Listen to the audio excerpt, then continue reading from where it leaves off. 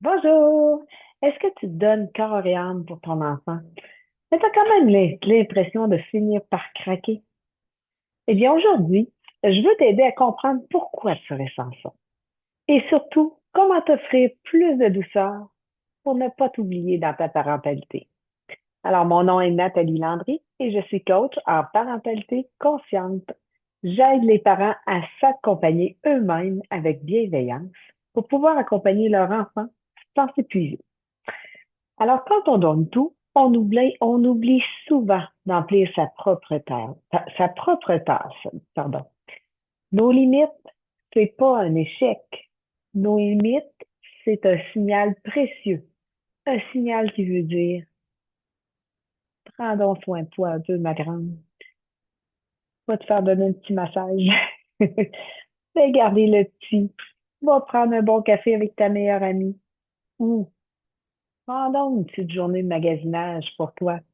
Ça va te faire du bien. Quand tu vas revenir à la maison le soir avec tes sacs remplis de beaux vêtements neufs et avec probablement un petit quelque chose pour ton coco, ben ça va te faire plaisir. Tu vas être de bonne humeur puis tu vas avoir le goût de reprendre où tu as laissé ta belle parentalité, la belle expérience, les belles expériences à vivre avec ton enfant.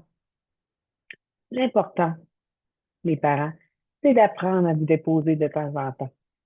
Et s'il le faut, on demande un petit peu de soutien. On se rappelle que prendre soin de soi, c'est aussi prendre soin de ton enfant. On recharge nos batteries pour pouvoir mieux continuer. Et aussi, c'est quand même très important de remplacer la culpabilité par de la compassion envers nous-mêmes. On doit être doux, on doit être bienveillant envers nous-mêmes pour pouvoir être bienveillant envers son enfant. En résumé, pour pas craquer, écoute donc tes limites un petit peu. On doit apprendre à s'écouter. On doit remplir notre tasse de temps en temps. Et même oser demander de l'aide s'il le faut, hein.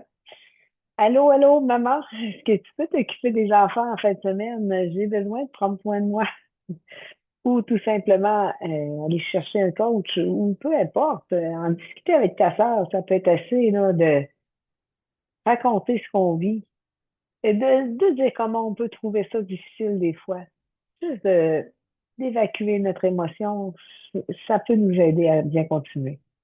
Alors, dis-moi donc en commentaire, qu'est-ce que tu vas faire cette semaine, toi, pour prendre soin de toi? Et si tu veux aller plus loin, tu peux aller télécharger dans la description le petit guide que j'ai conçu, qui est tout à fait gratuit. Je l'ai conçu pour vous, les parents, pour vous aider à prendre soin de vous, tout en accompagnant votre enfant. Alors là-dessus, je vous dis à bientôt. Au revoir.